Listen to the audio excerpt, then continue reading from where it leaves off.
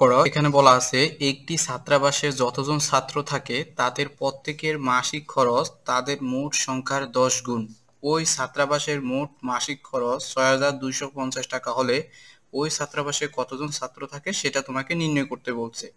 তো আমরা প্রথমে ধরে নিলাম যে ছাত্রাবাসের ছাত্র সংখ্যা হচ্ছে কত, এক্স জন। আমরা এটা প্রথমে ধরে নিলাম ছাত্রাবাসের ছাত্র সংখ্যা এক্স জন।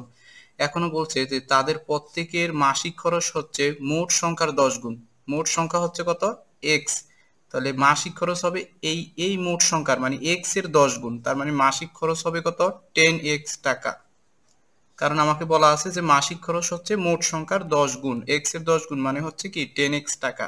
এখন লক্ষ্য করো, একজনের যদি মাসিক খরচ 10x টাকা হয় তাহলে এক্স জনের মাসিক খরচ আরো বেশি হবে।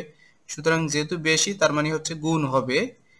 এক্স জনের মাসিক খরচ 10x অর্থাৎ একজনের মাসিক খরচ হচ্ছে 10x অর্থাৎ এক্স জনের মাসিক খরচ হবে 10x into x equals to 10x square টাকা।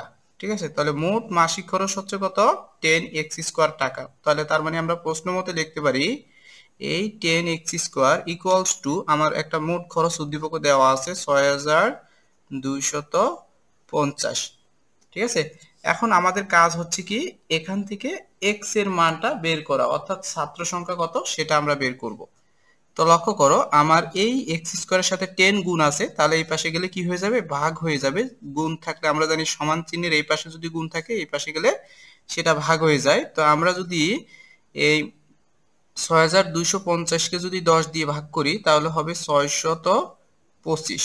ঠিক আছে, এখন আমরা যদি এখান থেকে এক্স এর মান বের করতে চাই সেক্ষেত্রে আমাকে কি করতে হবে, স্কোয়ারকে রিমুভ করতে হবে, সরাতে হবে। তো আমরা যদি এক্স স্কোয়ারকে সরাতে চাই তাহলে এই পাশের সংখ্যার উপরে একটা রুট চলে আসবে, অর্থাৎ এই পাশের সংখ্যাকে বর্গমূল করতে হবে। তো আমরাকে এই ৬২৫কে যদি আমরা বর্গমূল বা রুট করি সেটার মান হবে কত, 25। অর্থাৎ আমার ওই ছাত্রাবাসের ছাত্র সংখ্যা হচ্ছে কতজন, 25 জন। তো আশা করি তোমরা বুঝতে পারলা।